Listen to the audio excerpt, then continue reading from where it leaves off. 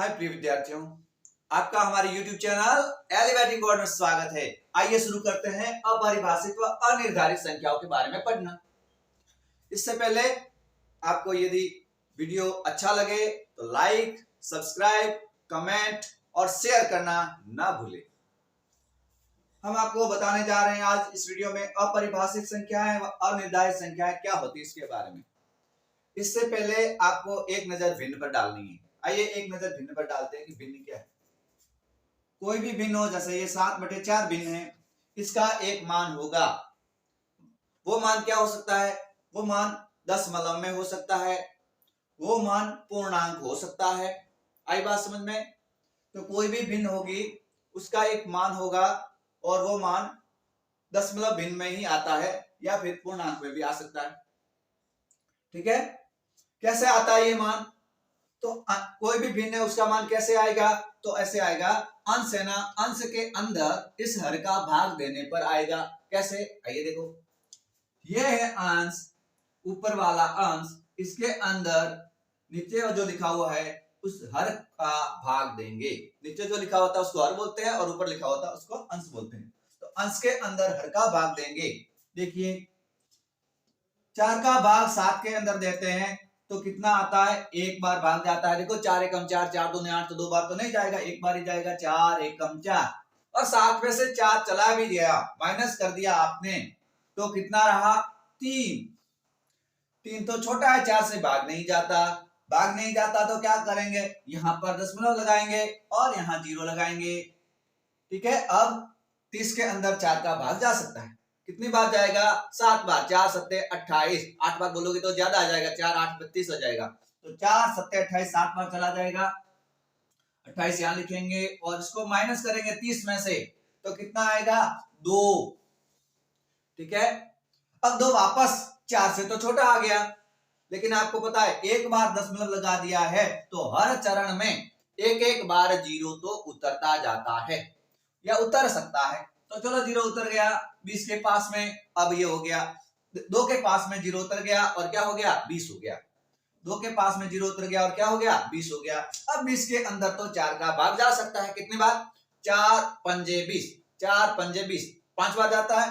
5 यहां लिखेंगे और 4 पंजे 20, तो 20 यहां लिखेंगे।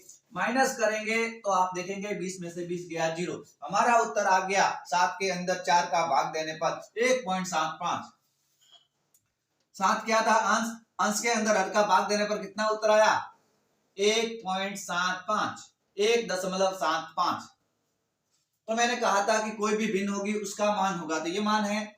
जैसे आपके पास कोई भिन्न है 3/4, क्या इसका भी मान होगा? हाँ होगा। कैसे आएगा वो मान? वो मान अंश में हर का भाग देने पर आएगा। तो चलो भाग देते हैं। अंश ऊपर वाला, इसके अंदर हर नीचे वाला का भाग देते हैं। ठीक है, भाग तो नहीं जाएगा। क्यों नहीं जाएगा? क्योंकि जो भाज्य जिसके अंदर भाग देना है वो छोटा है भाजक से। भाजक कौन? जिसका भाग देना है, तो उससे छोटा है भाजक से, तो नहीं जाएगा। तो क्या करेंगे? यहां पर दशमलव लगा देंगे और यहां 0 लगा देंगे। तो क्या बन जाएगा? 30 के पास 0 आ जाने, 3 के पास 0 आ जाने से 30 बन जाएगा। क्या बन जाएगा? ये 30 बन जाएगा 3 के पास 0 आ जाने से।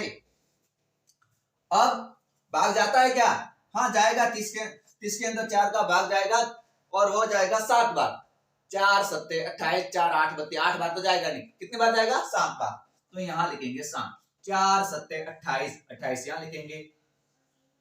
उसके बाद में 30 में से तुम 28 को माइनस कर दोगे तो आपके पास में यहाँ 2 बच जाएगा। 2 के अंदर भाग नहीं जाता, लेकिन मैंने यहाँ भी बताया था और यहाँ भी बता रहा हूं कि एक बार दशमलव लगा दिया है तो हर चरण में एक एक बार तो 0 उतर सकता है। तो ये देखो 2 के पास में 0 उतर गया, 20 बन गया।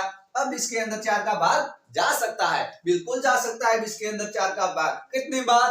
5 बार। 4 पंजे 20, 4 पंजे 20, 5 बार जा सकता है। तो चलो 5 बार भाग देते हैं। 4 पंजे 20, ये 20 आ गया यहाँ। अब इसको सब्ट्रैक्ट मतलब माइनस करो। 20 में से 20 गया तो 0, भाग हो गया पूरा। कितनी बार गया?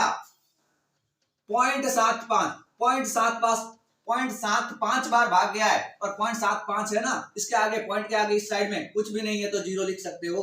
तो ये 0.75 बार भाग गया। मतलब इस भिन्न का मान कितना आ गया 0.75।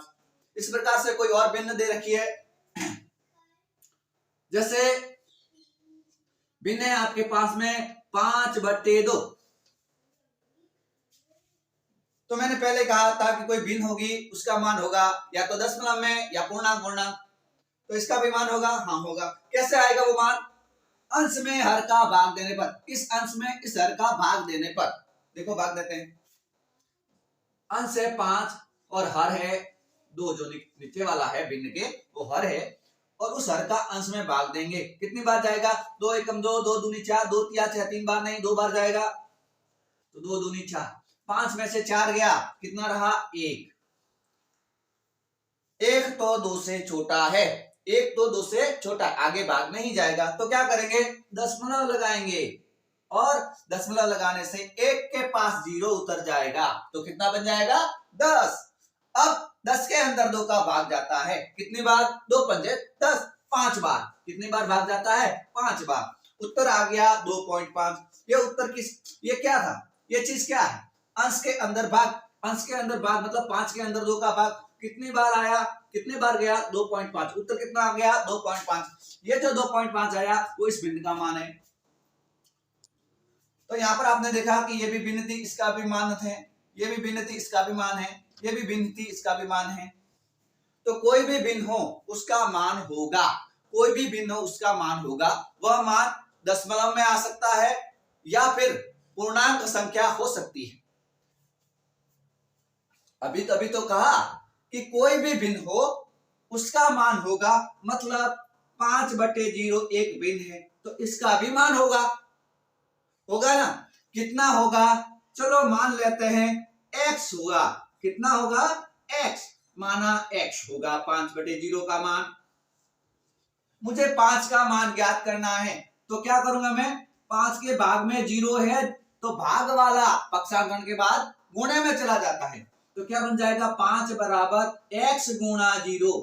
ये जो भाग वाला है पक्षांतर होने के बाद गुणे में चला गया, x के गुणे में आ गया। देखो 0 पहले 5 के भाग में था, ये 0 पक्षांतरण होने के बाद में x के गुणे में आ गया। ठीक है, ये आपको लिखना नहीं था, इसे आपको सिर्फ समझना था।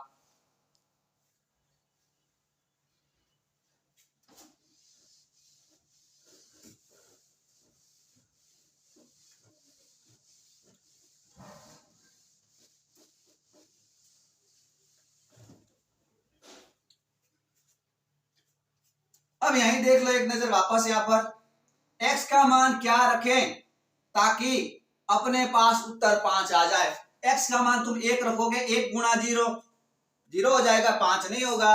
x का मान 2 रखो तो भी 2 गुणा 0 5 नहीं होगा।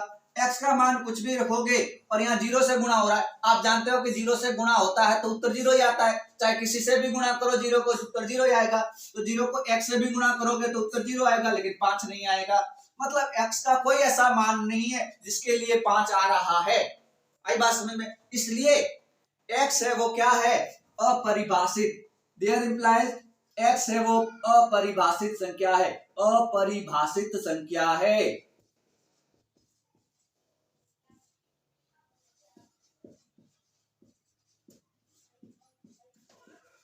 और x कौन था? 5/0।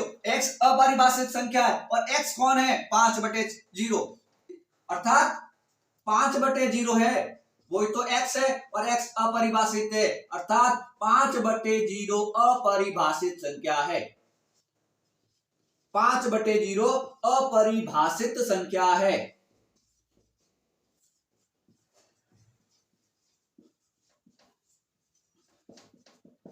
ठीक है प्यारे बच्चों, अब आपको ध्यान रखना है कि ऐसी कोई भी संख्या जिसके अंश में तो 0 नहीं है लेकिन हर में 0 है, वो सारी की सारी संख्याएं अपरिभाषित संख्याएं होगी। चलो अंश में 0 हो और हर में 0 हो तो क्या होगा? अंश में भी 0 और हर में भी 0 किसी भिन्न के, इसका मान क्या होगा? पहले ही बताया कि कोई भी भिन्न हो उसका मान होगा, तो ये भी भिन्न है, इसका भी मान होगा। कितना होगा? मान लेते के होगा, माना के, इस भिन्न का मान है कितना, माना के।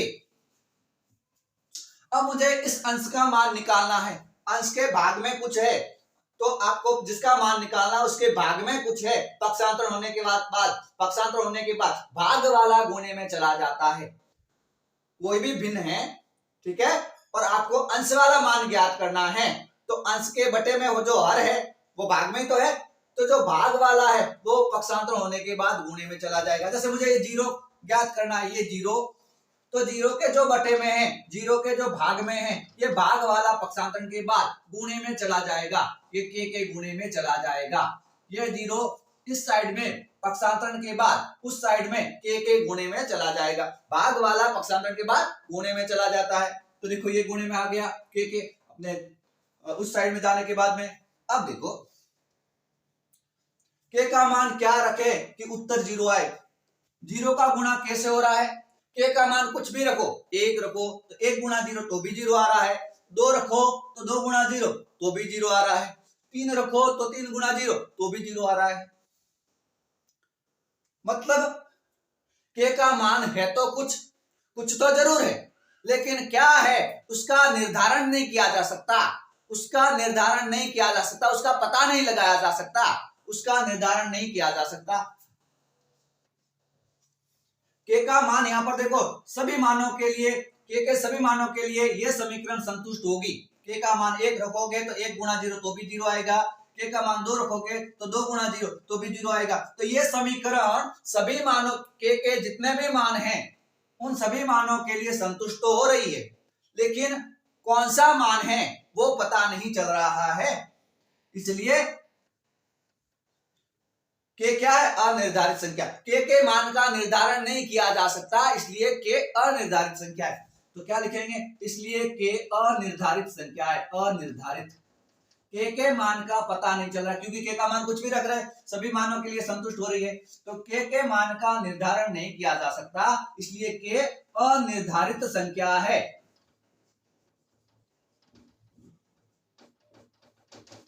के कौन था, के तो जीरो बटे जीरो था, के अनिर्धारित संख्या मतलब जीरो बटे जीरो क्या है, अनिर्धारित संख्या। के अनिर्धारित संख्या और के कौन था, जीरो बटे जीरो, अर्थात जीरो बटे जीरो अनिर्धारित संख्या है।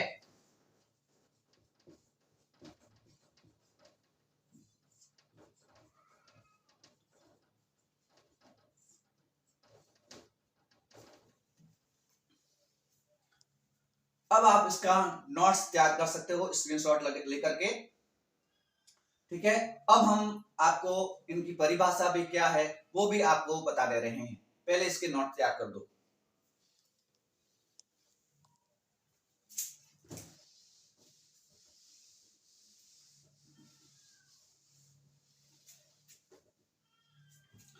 यहां पर क्या था कि 5 बटे जीरो था, मतलब अंश में कोई संख्या थी और बटे में जीरो था, अंश में जीरो नहीं था, वो क्या थी, अपरिभाषित संख्या। तो परिभाषा क्या हो जाएगी, ऐसी भिन्न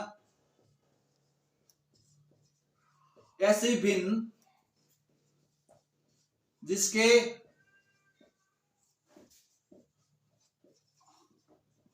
अंश में जीरो न हो, ऐसी भिन्न जिसके अंश में जीरो न हो लेकिन हर जीरो हो, ऐसी भिन्न जिसके, या ऐसा लिख दो, ऐसी भिन्न जिसका अंश, ऐसी भिन्न जिसका अंश जीरो न हो, ऐसी भिन्न जिसका अंश जीरो न हो लेकिन हर जीरो हो, लेकिन हर जीरो हो, अंश तो जीरो ना हो, ऐसी भिन्न जिसका अंश तो जीरो ना हो लेकिन हर जीरो हो, वो सारी की सारी भिन्न क्या कहलाएगी, अपरिभाषित संख्याएं। क्या कहलाएगी, अपरिभाषित संख्याएं।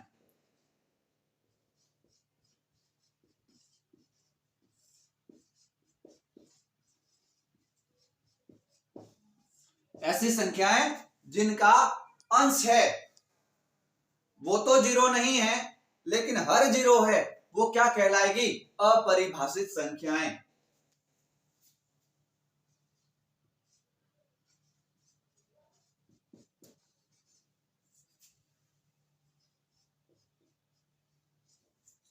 उदाहरण के लिए -5/0, -3/0, 1/0। ठीक है, अंश जीरो जीरो नहीं होना चाहिए।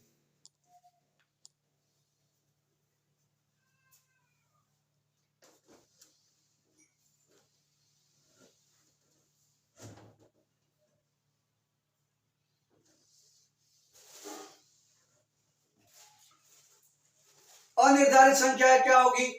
तो उसमें थोड़ा सा इस परिभाषा में चेंजेस हो जाएगा। वो क्या? ऐसी भिन्न जिसका अंश और हर दोनों जीरो हो।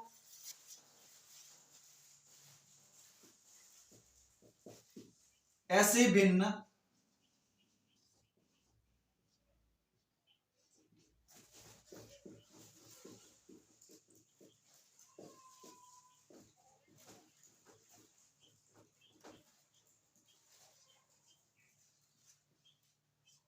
ऐसी भिन्न जिसका अंश व हर दोनों जीरो हो।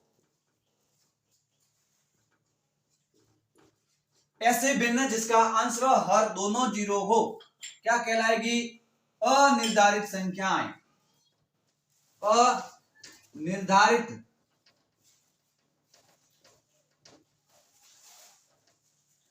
अनिर्धारित संख्याएं कहलाती है। अनिर्धारित संख्या कहलाएगी। अनिर्धारित संख्या कहलाएगी या कहलाती है।